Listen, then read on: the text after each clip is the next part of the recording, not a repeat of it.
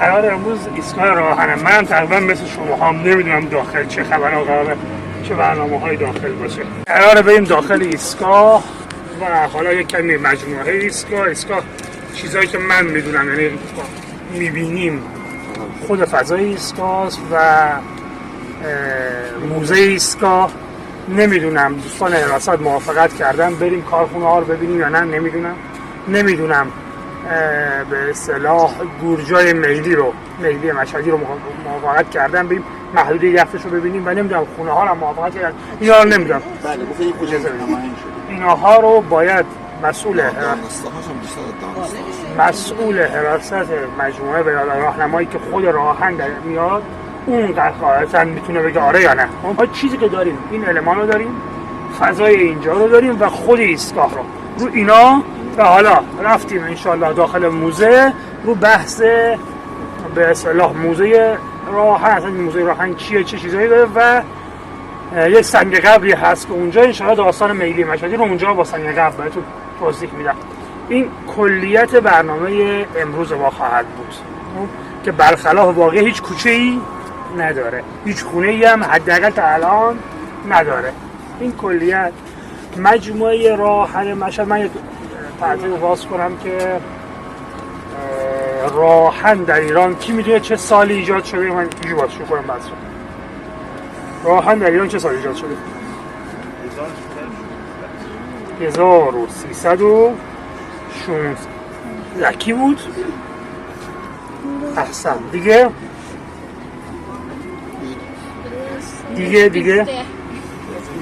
1117. 13 یه 16 یه 13 دیگه 12 دیگه 20 دیگه 15 رو کسی گفت؟ نزدیک آقای عظیمی پارسان نزدیک یعنی تا الان گفته اینجور چند گفتین دوباره بگید؟ 22 20 گفته بود همون 22 دیگه 22 نبود 22 بعدش 23 بعدش داره نزدیک میشه 24 26 دقیق درسته، فقط 100 سال برو عقب. 1226 اولین راهن ایران، کسی که اصلا تو ذهنتون نمیاد. 1226 اولین خط راهن ایران. خب کجا بوده حالا کی میدونه؟ قزوین. شاه عبدالعظیم تهران. خط دوم شاه عبدالعظیم تهران. خط اول جلفا دیگه. اولین خط راهن ایران 1226 تأسیس میشه. کجا بوده؟ یه خط 16 کیلومتری بود. میرجاوه. خب دیگه هر کسی که زن خود شد یار من. آبادان. از گوگل هم نمیتونی کار بکنی، از راحتی خواستم دیگه. من بشه تو این جزوه؟ نه. چرا؟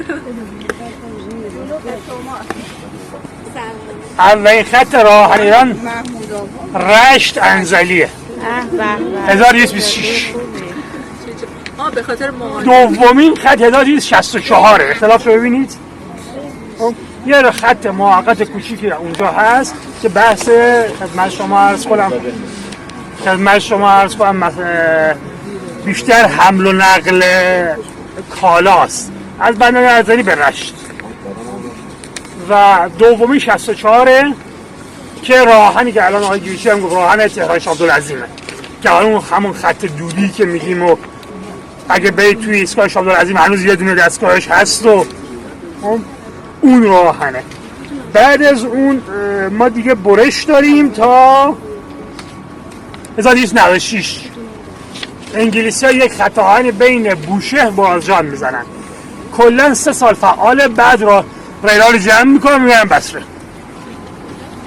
یعنی تا اینجا ما 3 تا خط آهن قبل از 1300 داریم، چیزی که معمولا از لحاظ تاریخی بهش اشاره نمیشود. چهارمین خط آهن 23 مهر 1906 کلید میخوره که خط آهن ملی ایرانه. یعنی کجا؟ شما دقیقاً شمال به جنوب. دقیقا راهن شمال جنوب خط آهن ملی و برای اون که راه بیفته هم قانون قند شکر رو میذارن. چی؟ روی از روی نام میکنم تو ذهنم نمیمونه ببخشید اینا ریس آدم ذهنم نمیمونه. خدمت شما از کنم 2 ریال به هر 3 کیلو قند شکر مالیات اضافه میشه، هر 3 کیلو چای هم 6 ریال اضافه میشه. با اینها راهن شمال جنوب بعد از اون خط بعدی این 27 مرداد 1917 افتتاح میشه.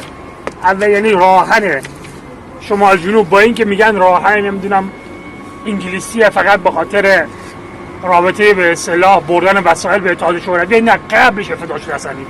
3 سال قبل جنگ جهانی این راهن افتتاح شده. بعد از اون قبل از اینکه راهن افتتاح بشه خط دوم شروع شد 26 اسفند 1916. کجا؟ 26 اسفند 1916 مشهد گرمسار. به تهران کاری نداره، مشهد گرمسار. چرا؟ کسی میدونه؟ نمیره تهران این خط؟ حرم تا حرم خیلی دیگه بار دیگه گرمسار حرم اونجا چیکار میگه؟ مسیر حرم دیگه از اونجا باید پیاده برن ثوابش بیشتر. نه چون یک خط انشابی از راهن اصلی گرمسار بوده، اون کنترلش میکرده. اما این راهن میخوره به چی؟ به جنگ جهانی و 315 کیلومترش که انجام میشه جنگ جهانی میخوابه. بعد از جنگ اولین کاری که شروع میشه 1335 17/35 اولین قطار بیاد مشهد. 17/35 از همون گرمسار اولین قطاری که تهران داریم، ما ارتباط رو داریم. خط قرار نبوده خطی کشیده بشه، خط قدیم بوده. خب تا اینجا درست؟ این داستان چون من داستان ساختمانی رو میذارم خود راهنمای دوستی که به داستان راهنمای راهن میاد بیاد حرف بزنه. داستان بعد خود اینجاست. اینجا راهن دیگه. کسی میدونه قبلش چی بوده؟ باغ بوده، قبرستون بوده، گندم بوده، سیلو بوده. قسمتی از این باغ من میکنم، قسمت این برای خونه باغ بود. حال پدر بزرگ مدعی پیدا که زمین های راهن بیاد. قصدیه. بچه ها تو راهن تو قطار نماز نخونید. قصبیه قصبیه دیگه. کدوم یعنی بعد از پل سلام؟ خب بعد از پل سلام میگه پل روی تبرسی رو بهشون سلام. کلا جانب احتیاط تا 20 کیلومتر مشهد نماز نخونید. خب دیگه یکی گفت باغ، گفت مال پدر بزرگ هم بوده. یکی گفت سیلو گندم بوده.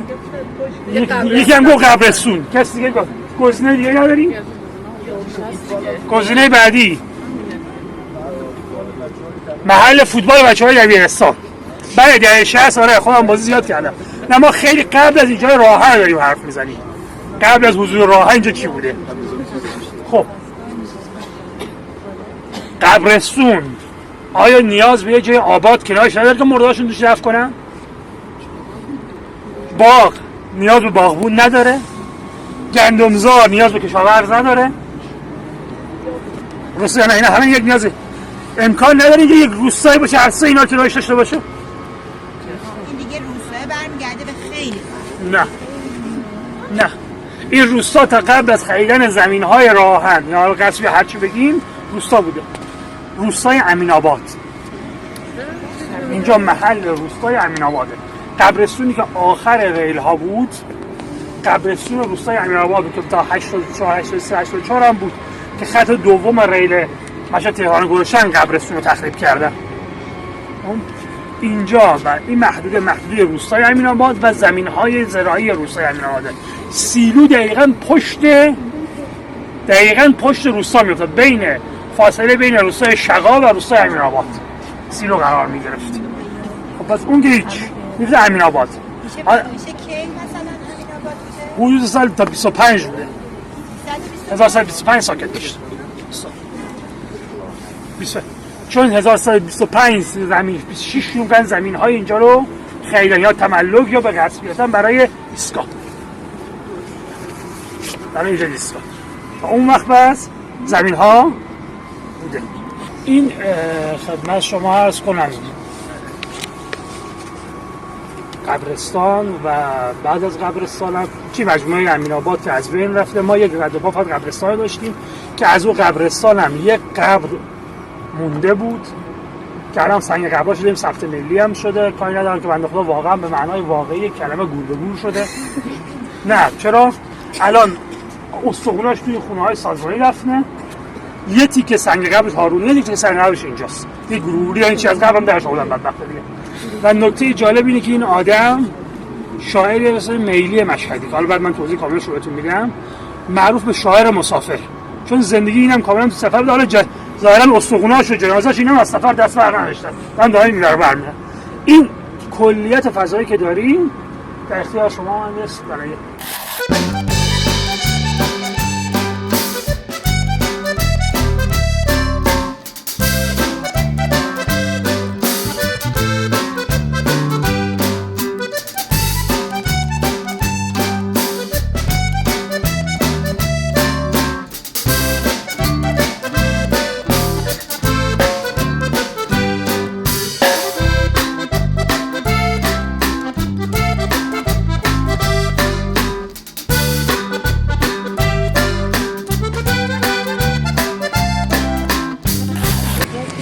عرض شود که من یه توضیح خیلی خلاصه میدم در مورد المان.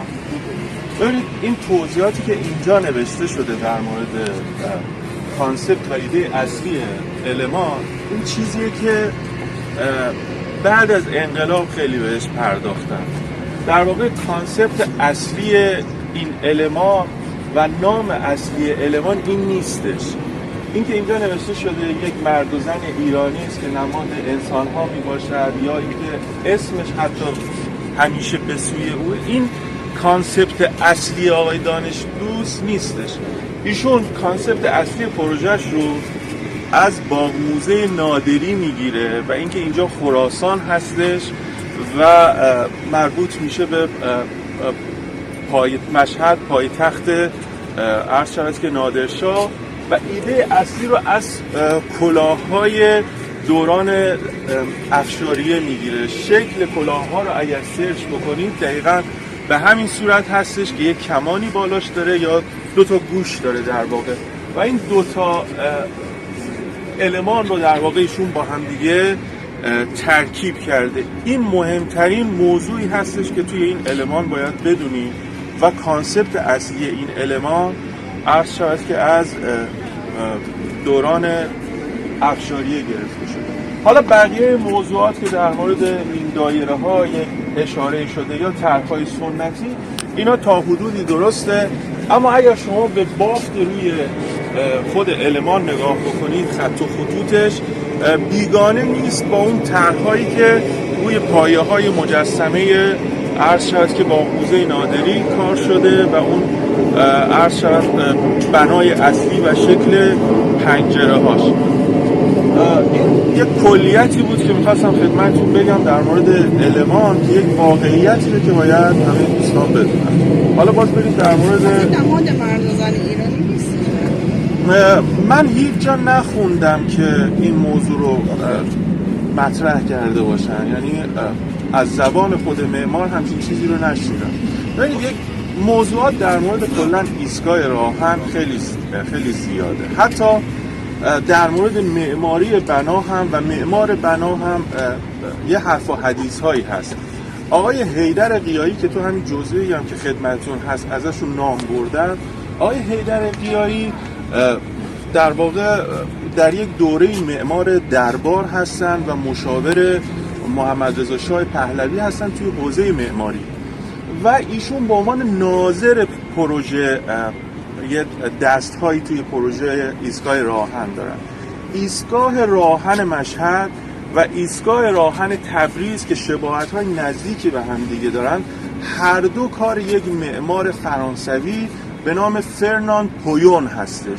طرح اصلی رو فرناند پویون داده و عبدالعزیز فرماییان و حیدر قیایی و امثالهم نظارت بر پروژه رو داشتن. این موضوعیه که همه دوستان باید بدونن. من این موضوع رو برای اطمینان بیشتر از جناب دکتر بانی مسعود باز هم پرسیدم که مطمئن بشم و آقای حیدر قیایی در طرح این پروژه هیچ ایده و کانسپتی نداشتن، در طراحی اصلا دخیل نبودن و کار اصلی رو فرناند پویون انجام داده که حالا برسیم به خود بنا. یه توضیحاتی در مورد خود بنا هم میدم خدمتتون. از زبان خودشون شنیدم. بنای نگاه مدرن هم هستش. نگاه مدرنیزاسیونی که قرار بوده در دهه 50 در واقع وارد شهر مشهد بشه. یه حرف دیگه هم من شنیدم 1970 میشه، مثلا 51 1969 انسان به فضا میره. ایشون عقیده خود در ذهنیت خودشون بود که نگاهی در واقع به آسمان هم داره، یعنی در واقع تسخیر فضا وسیله بشر. این نگاه مدرن بود که آدمشون خودشون هم عنوان کرده بود. خب این ببینید شاخصه فرم‌های عمودی هستش، یعنی شما اگر توی اکثر المان‌های شهر ببینید یا پروژه‌هایی که قالب عمودی دارن، این اشاره رو اکثر طراحا دارن. شما حتی میدان فلسطین رو هم الان اگر بررسی بکنید، یکی از اشارات به ایده پروژه همین موضوع هستش. بله بیگانه نیست و بیراه نیستش. آقای من چیزی که نام خدا چیزی که مخواستم اینجا مثلا اشاره بکنم باز آقای استاد زهبی عزیز من باز صحبت کوتاهی بکنم که بعد بریم داخل سالونی بود که همونطور که آقای سلیمان نیروی گفتن شما یه باغاتی اینجا داشتین و اینجا ما پشت باره ایم دیگه، باره قدیم شهر مشهد قرار گرفتیم. این راهن و این باغ راهن یه مفصلی شده برای اون روستایی که این پشت افتادن، مثل شادکن، مثل همون شقا، مثل امین آباد، مثل سمزغن که همینجای الان به عنوان روستای سمزغن میشناسیم، مثل نوقان، شهر نوقان کهن قدیم، نه این محله که ما نشونه ازش داریم. اینجا یه مفصلی شده، یه خطی شده، چون باغات هم خیلی گسترده، یه خطی شده که اون که پشت افتاده تمام این روستاهایی که بعداً در داخل مشهد مستحیل شده. این یک نکته که به نظر من باید دقت بکنیم توی چیدمان خود شهر مشهد موثره، دقت بکنیم. یه نکته دیگه که این سمت که راهن که به سمت شهره یه محله ساخته، یه محله ساخته که متأثر از خود راهنه. شما سالانه 10-12 میلیون زائر و مسافر از همین راهن داخل شهر وارد میشن. خودش اینجا همین هتل دیپلماتی که آقای عابدین زاده الان هست، خدماتی که داره اینجا میده به زائر یا اینا تأثیراتش رو لبه خود اون محله رو هم اگه شما بیایی بررسی بکنی میبینی یه محله‌ایه که سطح سواد عمومیش نسبت به بقیه سطح شهر مقداری بالاتره. بعضی از خونه هایی که اینجا بوده غیر از خونه های سازمانی که خونه های مدیرانش که این طرفه و خونه های سازمانی که سمت بلوار مجلس سینایه، اینجا هم بعضی از راهنی ها خودشون اینجا بعضی از خونه ها رو انتخاب کردن و اومدن، یا کارمندا انتخاب کردن و اومدن. ولی الان اگر جامعه شناسی شهری بخوای نگاه بکنی، طیف آدمی که اینجا یه طیف مذهبی متمولن، خونه هایی که اینجا هستن و کوچه هایی که اینجا منتهی بهش میشه یه طیف مذهبی متمول با مساجد و مراکز مذهبی بسیار فعال. یعنی اگر از نظر جامعه شناسی شهری بخوای به اینجا نگاه بکنی، یک محله منسجمی داره، برخلاف این که شما معمولاً کنار ایستگاه‌های راهن یا جایی که قرار میگیره، همینطور که اتفاقی که پشت راهن افتاده، این سمت شما یه محله منسجمی از نظر مردمی و سرمایه اجتماعی داری و این به واسطه این که القاهای مذهبی محله خیلی پررنگ. من حالا در حد چند دقیقه اگر میریم داخل سالن، من در حد چند دقیقه ارتباط خود معماری و شهر با ایستگاه راهن هم یه اشاره‌ای بکنید، چون خود شما اشراف دارین نسبت به کسی بچه بریم داخل سالن که راهن جدا از این حوزه حمل و نقلش خیلی ایجاد شغل میکنه توی هر شهر و هر ناحیه‌ای که اجرا میشه ساخته یکم میشه. بلندتر بگم سرده آج آقا بیان اینجا نه بیان اینجا پیرمردم یکم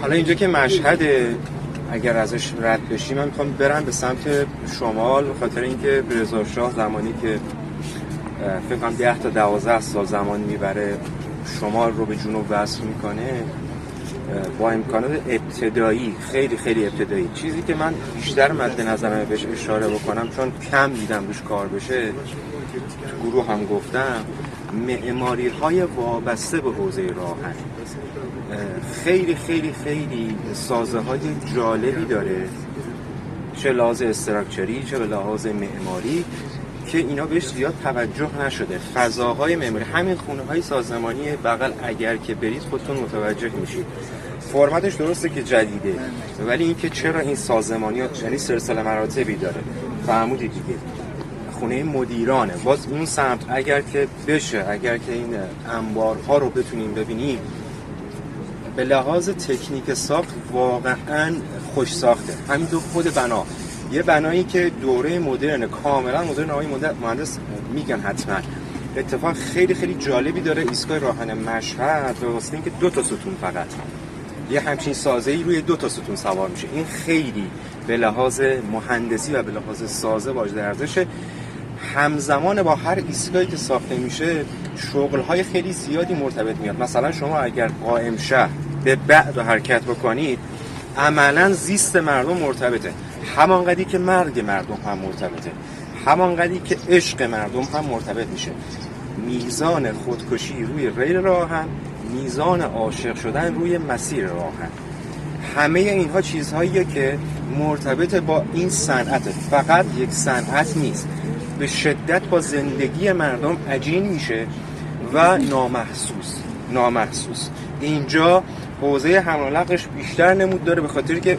ایستگاه راهن مشهد به واسطه مذهبی بودنش نمود داره ایستگاه راهن تهران ایستگاه مرکزی به واسطه پایتخت بودنشه جنوب اگر تشریف ببرید میبینید که مسائل نظامی میاد ایستگاه راهن ریل کشیده میشه درون بزرگترین لشکر نظامی خاورمیانه که 3 تا پادگانه لشکر 92 زرعی خوزستان ریل راهن تا درون پادگان کشیده شده بر حسب جغرافیایی که تو کشور داریم یا مثلا نمونه بارزش که به لحاظ مهندسی واقعا شاهکاره معروفه به 3 خط طلا توی اینترنت زیاده حتما من پیشنهاد میکنم دوستان معماری و دوستان عمران حتما در موردش بخونن مقاله خیلی زیاده که چطور اینا با دست و با کمترین امکانات قطار میره کوه رو دور میزنه از داخل و 3 خط شما توی تصویر اگر نگاه کنید میبینید که ریل به صورت زیگزاگی از خط راست تا انتها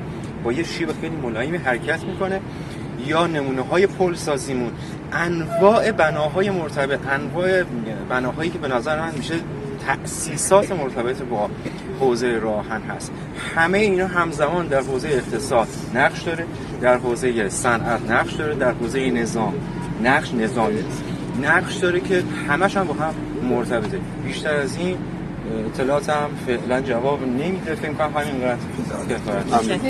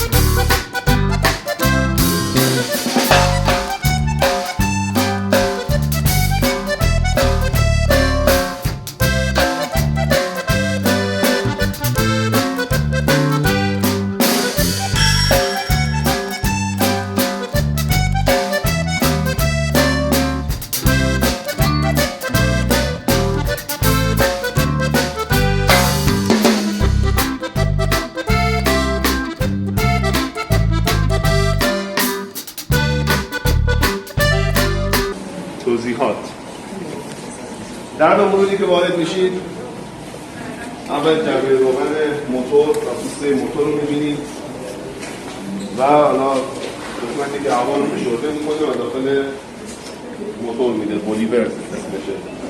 قسمت‌های مختلف موتور دیزل‌های جی ام اصطلاحاً بهش میگن دیزل‌های سبک. اولین دیزل‌هایی که وارد راهن مدرن ایران این دیزل مارکتش اینجا. الان داخل ایستگاه استفاده میشه فقط برای مانور. داخل ایستگاه کوچیک، ایستگاه مثل مشهد یا ایستگاه طول خط فقط برای مانور استفاده میشه. توی بین ایستگاه‌ها سیر نداره. دیزل‌های مثلا سنگین که از این بزرگتره و دیزل‌های زیرمیزی که الان داخل سیر هست. انواع ریل و اصطلاحاً بهش میگن تراورس چوبی، تراورس آهنی فلزی و تراورس بتونی. ابتدایی که راه آهن ساخته شد، عذرخواهی می‌کنم من باید جواب بدم. ابتدایی که راه آهن ساخته شد از تراورس‌های چوبی و فلزی استفاده شد. اکثرا تو ناحیه شمال الان تراورس‌های آهنی هنوز مورد استفاده. تراورس‌های بتونی که اومد برای افزایش سرعت. تراورس‌های چوبی و آهنی نهایت سرعت روش 120 کیلومتره. تراورس بتونی که اومد تا 160 180 کیلومتر جواب میده.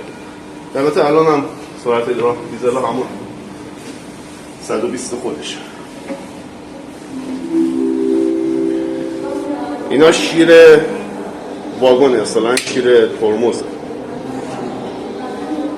ترمز قطار با هوا کار میکنه. اصطلاحاً میگن هوا رو برسونید انتها. این شیرها رو روی واگن‌ها باز میکنن، هوا رو میرسونن انتهای قطار که تمام واگن‌ها هوا داشته باشن. آزمایش ترمز انجام میدن، اطمینان حاصل میکنن از سالم بودن ترمز قطار. بعد به قطار تازه اجازه مسافرگیری میدن. روی همه سالن‌های مسافری این شیر هست. حالا به چرخوندنش این مسیر باز و بسته میشه و هوا به انتهای قطار میرسه. دیدید داخل قطارها یک دستگیره ترمز اضطراری هست. اکثرا همه دلمون میخواد بکشیمش ببینیم چه اتفاقی میفته. همون 100,000 تومان با یک سری سیما به این بسته. کشیدن دستگیره ترمز برای مسافر 100,000 تومان داره، برای راهن میلیونی هزینه داره. حالا ما نمونه چرخو رو داخل نداریم. چرخ زدگی پیدا میکنه و وقتی چرخ زدگی پیدا کنه کلا اون اصطلاحاً بوژی رو عوض میکنن. هر 4 تا چرخ بهش میگن یک بوژی، کلا عوضش میکنن، دیگه قابل تعمیر نیست. شما یک دستگیره ترمز که میکشی این عمل میکنه، باز میشه، هوا تخلیه میشه، ترمز یهویی لنتای ترمز میچسبه. خب اصطلاحاً ترمز سری بهش میگن.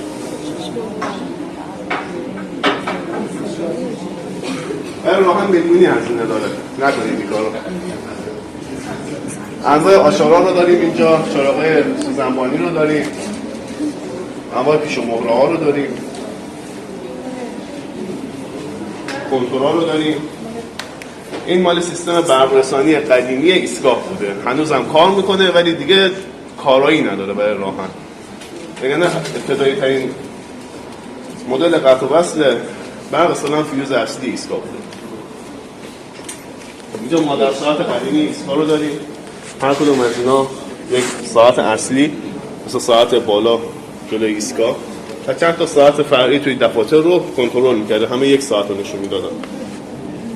تابلو برق‌های قدیمی که توی ایستگاه استفاده میشه، انواع کنترل‌های برقی که حالا برای پیمانکارا معمولاً استفاده می‌شده، فیوزها، کلید فیوزهای قدیمی. این بالا همه جعبه فیوز. چراغ انتظاری چی کار کرده؟ چراغ؟ چراغ انتظار. این چراغ سوزنبانیه، چراغ انتهای. این سفید چراغ انتهای قطاره. آخر هر قطار اگه نگاه کنید یک چراغی داره. نشون روشن معمولا در طی مسیر در شب هم هست. برای اینه که لوکوموتیو ران اطمینان حاصل کنه واگن انتهاش چسبیده جدا نشده. واگن انتهایی رو ببینه. قبلا کارو گازوئیلی بوده، الان هم برای روی جای چراغی. الان داخل قطارها کولر داریم. قبلا داخل لوکوموتیو رو این پنج تا بوده، وظیفه سرمایش لوکوموتیو رو گفته داشت. تو قسمت فشارهای هوا توضیح دادم براتون. فشار هوای مسافری با قطارهای باری متفاوته. میان روی سالن ها یک چنین دستگیری میذارن، تا یکم عقب برگیرده میشه.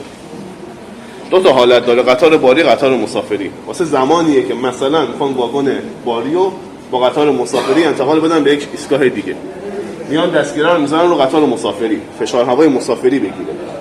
واگن باری خالیه، فشار هوای مسافری رو میگیره که اتفاقی نیفته بین اونها. پلاکای قدیمی الان اگه روی سالن ناکن نوشته راهن جمهوری اسلامی ایران، الان نوشته، اون موقع نوشته بود راهن ایران. کیبوردهای قدیمی این کیسای ترافیکال قدیمی بوده. این دستگاه و این دستگاه یک کارایی داشتن، نمونه قوی‌تر و نمونه حالا قابل حملشه، پورتابلشه. در قدیم خطوط تلفن مثل الان که نبوده، بیسیم هم نبوده. کنار خطای راهن، حالا بریم توی باغ موزه نمونهش هست، دکلایی میرفته بالا، سیمای تلفن کنار خط راهن میرفته با قطار، دقیقاً کنار خط راهن بوده. اتفاقی میافتاده بین راه، پشت سرتون چند تا تلفن هست اون قسمت. یک نمونه هست تلفن صحرایی، اون سمت قهوه‌ایه، اون دست رئیس قطار بوده. قطار متوقف میشده، دکل میرفته بالا، سیمو بس میکرده، تماس میگرفته با ایستگاه قبل، اون ایستگاه مثلا اون پنالتی‌ام می‌رسید. یک زمانی بوده تلفن جواب نمیداد. با این دستگاه یا حالا این دستگاه تشخیص میدادن مثلا بین ایستگاه سلام و فریمان ما خرابی خط داریم. بعد میرفتن یک چنین دستگاهی رو، اون قسمت توی چیز داریم، یک چنین دستگاهیه، اینو میگرفتن دستشون، سیم وصل میکردن به اون خط تلفن، میرفتن کل ایستگاه سلام و فریمان پیاده میرفتن ببینن خرابی خط کجاه و بعد برطرفش میکردن. اولین لوکوموتیوهای بخاری که وارد راهن شد، امور نخستین قطار اکسپرس، خط طلا در واقع بهش میگن، خطوط راهن شماله.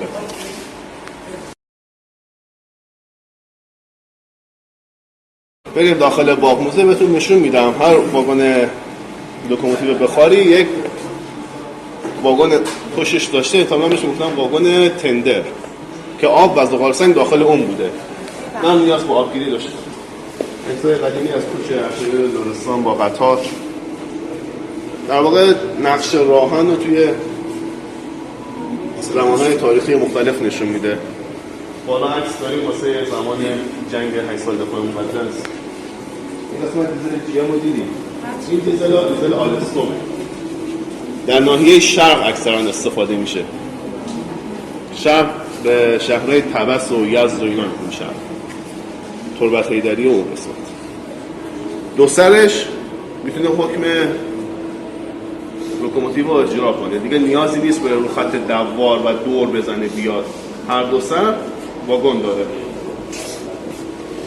قطارهای تندرو از این استفاده میکنه؟ نه، الان رو مسافری استفاده نمیشه اصلا. فقط رو باری استفاده میشه. روی مسافری استفاده نمیشه. این هم ساخت کجایی؟ آلستون فرانسه. پلاک‌های شاخص ترمز و اینم منبع تغذیه‌ای بوده که توی قطار استفاده می‌شده. من ریز توضیح میدم. توضیح بدم یا ندم؟ آره بدیم. که خیلی خوبه. تو معمولا میگم ریز توضیح نده. پلاک‌های شاخص ترمز توی سالن‌های مسافری الان هم نگاه کنید هستن. زمانی که دوتای سبزه یعنی آزاده، قطار آزاده و ترمز نیست. اصلا در اون آزمایش ترمزی که انجام میدن اینا رو چک میکنن. وقتی که قرمز میشه، دوتاش قرمز میشه یعنی قطار ترمزه، لوکوموتیو رو هم ترمز کرده. هر واگن برای خودش یک دستی داره، یک حالت میچرخوننش. وقتی یکیش قرمز و یکیش سبز باشه یعنی دستی سالم بسته. اینا همه رو چک میکنن، از سلامتش اطمینان حاصل میکنن، بعد قطار رو اعزام میکنن. عکس‌های قدیمی راهن مشهد و راهن تهران. راهن مشهد که سال 45 آغاز شد. البته سالن قدیمی ایستگاه رو می‌بینیم بهتون نشون میدم. قبل این یک سالن بوده که استفاده می‌شده. اون سالن که الان داخلش هستیم سال 45 افتتاح شد. 14 آبان 45. اینم که راهن تهران. تراورس‌های چوبی رو وقتی می‌خواستن به هم متصل کنن با این مته‌های چوبی در واقع متصل می‌کردن. فلزی هم دستگاهش داخل باغ‌موزه هست، باز بهتون نشون میدم که چجوری تراورس‌ها رو متن رو به کجا وصل می‌کردن و تراورس رو سوراخ می‌کردن. دستگاه گالوان متر، همون دستگاه کوچیکی که خدمتتون گفتم واسه خرابی خطوط تلفن استفاده می‌شد. این دستگاه یکی از همکاران ما به ما گفت که درست میکنه ولی بعد دیگه درست نکرد. یک ساختار خیلی بزرگیه که قدیم استفاده میشده و بعد از اون دستگاه گالوان متر رو اینا اومد که خودش نشون میداده خطوط تلفن کجا خرابه. در واقع یک حالت با چند تا چراغ و اینا نشون میداده بین کدوم ایستگاه ها خطوط تلفن خرابه. دیگه نیازی به اون دستگاه ها نبوده. عمر کمی هم زیاد استفاده نشده توی راه. و بس سیستم جی اینجا همواره کیبورد ها اینجا بود، اینجا داریم. اینا همه رو زیر زمین ایستگاه راهن رو خراب کردن، میخوان به سالن اضافه کنن. خراب که کردن اینا همه اومد بالا. اینا همه اصلا تو انبارا افتاده بود، استفاده نمیشد. هنوزم روشن میشه. روشن میشه. من روشن کردم. اینو روشن کردم. اینو روشن کردم. اینا اولین نمونه وارد شده توی راهن. سالش رو واقعیت اطلاعاتی در دست ندارم. آره در پنجه مانیتورهای قدیم IBM، کیسای IBM فلش خوره. این کار نمونه جدیدتر کیسای تو راهن استفاده میشه. بالا چیز خاصی نداره، یک تلویزیون و چند تا فیلم اگر که مایلی.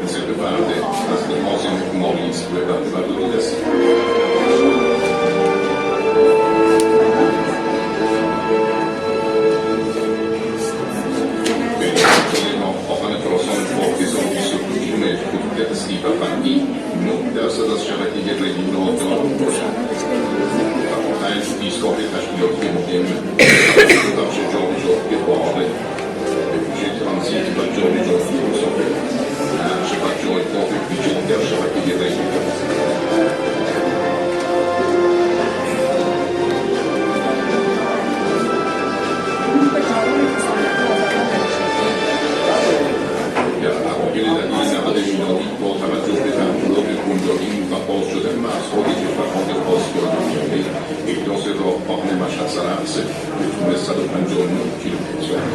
حزب جمهوری اسلامی ایران و نیز محور سراسرجن از سوی کشور ترکمنستان آغاز و در تاریخ 25 اردیبهشت ماه 1375 با حضور رؤسای جمهوری کشورهای عضو ایگو و همچنین مسئولین ارشد کشورهای منطقه تکریتاق و باعث دولت ترانزیت ریلی کشور کرد. در سال 1373 عملیات ایگو سفر جمهوری محور تهران مشهد آغاز و در سال 1381 به برداری رسید.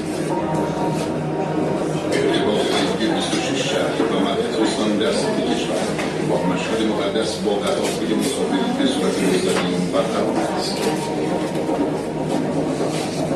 حدود 33% از ظرفیت جابجایی مسافر شبکه ریلی کشور اختصاص به راه‌آهن خراسان دارد. همواره 50% از ظرفیت قطارهای مسافری شبکه ریلی در مسیر خراسان رضوی و منتهی به مشهد مقدس حال تردد می‌باشد. حدود 30% از زائرین مقصد امام هشتم علیه السلام ورودی به مشهد مقدس در طول سال صرف حمل و نقل ریلی است. با توجه به اینکه ایستگاه راه‌آهن مشهد باید پاسخگوی برابری حدود 50% قطارهای مسافری شبکه ریلی کشور باشد، بنابراین توسعه و افزایش ظرفیت این ایستگاه مهم به طور مستمر در دستور کار قرار گرفته و ظرف سال‌های اخیر با انجام مطالعات لازم طرح جامع ایستگاه مشهد تهیه و به عنوان نخستین ایستگاه در شبکه ریلی کشور به تصویب هیئت مدیره راه‌آهن رسیده است. مطابق با این طرح پروژه‌های مختلف از جمله توسعه سکوهای مسافری از 4 به 5 سکو، افزایش خطوط پذیرش و ایزام از 7 به 14 خط، افزایش خطوط پارکینگ و توسعه و افزایش ظرفیت کارخانجات تأمینات واگن‌های مسافری عملیاتی و اجرایی کرده است و ظرفیت این ایستگاه مهم از جابجایی 14 میلیون مسافر به 20 میلیون مسافر در سال رسیده است. بهره برداری همزمان از طرح توسعه و افزایش ظرفیت ایستگاه راه‌آهن مشهد و پروژه ATC و پلاک میانی در مسیر تهران مشهد و بالعکس در اواخر سال 1394 سبب کاهش 80% تأخیر از مبدأ قطارهای مسافری از مشهد مقدس و کاهش 36% تأخیرات در ورود قطارهای مسافری از مراکز 26 گانه سطح کشور به مشهد مقدس گردیده است. در راستای ارتقاء خدمات جمعی و عیدی به مسافرین و زائرین معزز امام هشتم علیه السلام اقدامات مناسبی نظر توسعه فضاهای داخلی سالن مسافرین ایستگاه مشهد، روشن‌سازی خدمات ارائه شده و ساماندهی چیدمان داخلی با استفاده بهینه از فضای موجود انجام گرفته است.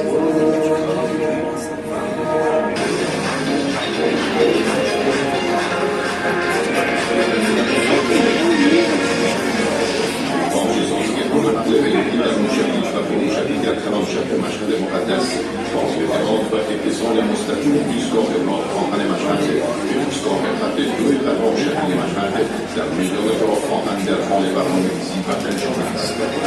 اسباب نمازخانه موجود در حدود راه‌آهن با تحقیقات یکسان توسعه و بازسازی شده و به شکل مناسبی تجهیز گرفته است.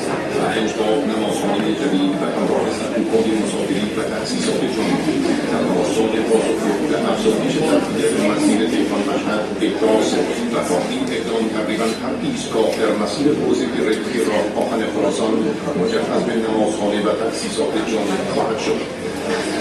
در طراحی و احداث نمازخانه‌های جدید محل احداث در مجاورت خط فرد و زوج